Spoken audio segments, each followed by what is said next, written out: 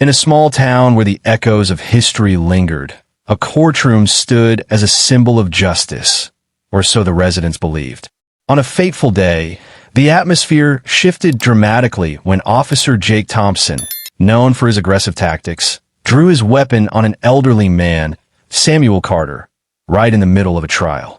The courtroom gasped, the tension palpable as the judge, a stern woman named Judge Emily Richards, looked on in disbelief. This was not a heated argument. It was a shocking display of racism that threatened to end a man's life in an instant. Just as the situation escalated, the doors burst open, and in walked Samuel's son, David Carter, an FBI agent. He was determined to stop the madness that had gripped the courtroom. How could a police officer feel emboldened enough to pull a gun in a place meant for justice? What dark secrets lay beneath the surface of this town, keeping its residents in a state of fear? As the truth began to unravel, the question remained: who would still be standing when the smoke cleared? The sun rose slowly over Samuel Carter's modest home, casting warm rays through the window. At 78, Samuel had long since learned to wake without an alarm clock. His body knew when it was time. He rose from his bed, joints creaking, and pulled on the soft robe his late wife, Clara, had gifted him years ago. Today was significant. He could feel it in his bones. In the kitchen, the familiar scent of brewing coffee filled the air as he prepared his breakfast. Samuel took a moment to glance at the wall adorned with photographs of his family. His eyes landed on one in particular, David's graduation from the FBI Academy. Pride swelled in his chest as he remembered how far his son had come. "You'd be proud of him, Clara," he murmured, touching the frame gently. The morning newspaper lay on the doorstep, its headline glaring at him. Officer Thompson's misconduct trial continues. Key witness to testify. Samuel's hands tightened around the paper as he read about the accusations against Thompson. Racial profiling, excessive force, and a history of intimidation that had long plagued their community. After breakfast, Samuel dressed in his best suit, the one he had worn for countless court appearances. It was slightly worn but still fit him well, a reminder of the battles he had fought for justice over the years. He tied his tie, a deep blue that Clara had always said brought out the color of his eyes. As he looked in the mirror, he saw not just an elderly man, but a warrior ready to face the fight ahead. David's car pulled up outside, and Samuel took a deep breath before stepping out into the world. The air was thick with tension as he approached the vehicle. "Morning, Dad," David greeted him, concern etched on his face. "You ready for this?" "As ready as I'll ever be," Samuel replied, settling into the back seat. The streets of their town felt different today, charged with an energy that made Samuel uneasy. As they drove, he noticed the crowd gathering outside the courthouse, signs held high, some in support of the police, others demanding justice. "Things are heating up," David said, his grip tightening on the steering wheel. "I've heard whispers that Thompson supporters are planning something." Samuel nodded, his heart heavy. Fear has a way of bringing out the worst in people. As they arrived at the courthouse, the atmosphere was electric. Samuel stepped out of the car, the noise of the crowd washing over him. "Justice for Samuel Carter," some shouted, while others hurled insults.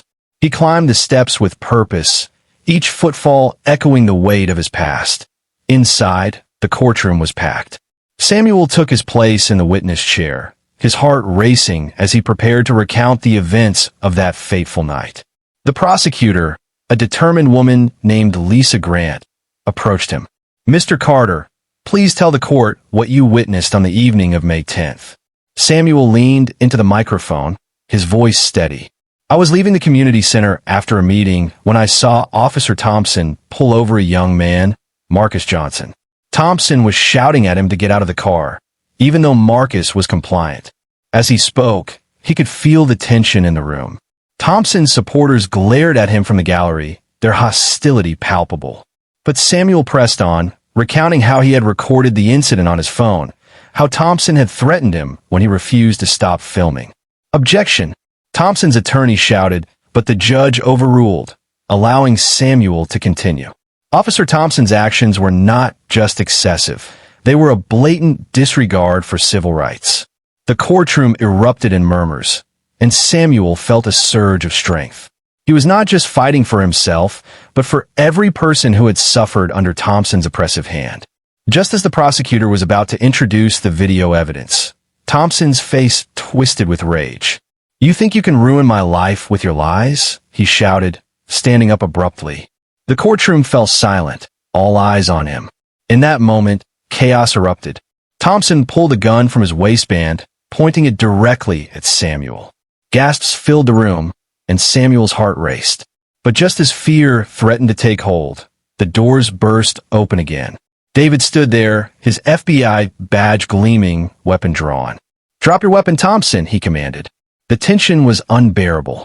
Samuel remained calm, his hands folded in his lap. "You don't want to do this, Officer Thompson," he said, his voice steady. "Think about what you're doing." Thompson's eyes darted between Samuel and David, sweat beading on his forehead. "Stay back," he shouted, his voice cracking. But David advanced, his weapon trained on Thompson. "This is federal business now. Drop the gun." The standoff felt like an eternity, but finally, Thompson's shoulders slumped. The gun clattered to the floor, and federal agents rushed in, securing him. As the chaos settled, Samuel and David exchanged a look of relief. They had faced the darkness together, and now, perhaps, they could finally see the light. In the days that followed, the town erupted in protests, demanding justice not just for Samuel, but for all who had suffered under Thompson's reign of terror. Samuel's testimony had sparked a movement, and the truth began to unravel the web of corruption that had long plagued their community. As Samuel sat in his study weeks later, he reflected on the changes that had taken place. The courthouse, once a place of fear, had become a symbol of hope. He and David had worked tirelessly with civil rights organizations, ensuring that the voices of the oppressed were heard. One evening, as they prepared for a community gathering, Samuel looked at David. "You know, son, your mother always said that change starts with one voice. I never truly understood that until now." David smiled, pride swelling in his chest. "And you were that voice, Dad. You stood up when it mattered most." As they stepped outside, the sun set over their small town, casting a warm glow on the faces of their neighbors who had come together to celebrate their newfound unity. Samuel felt a sense of peace wash over him. They had fought for justice, and now they were witnessing the fruits of their labor. In that moment, surrounded by friends and family, Samuel knew that the fight for justice was far from over, but they were no longer alone. Together, they would continue to stand against hatred and fear, ensuring that their town would bloom into a place of understanding and compassion for generations to come.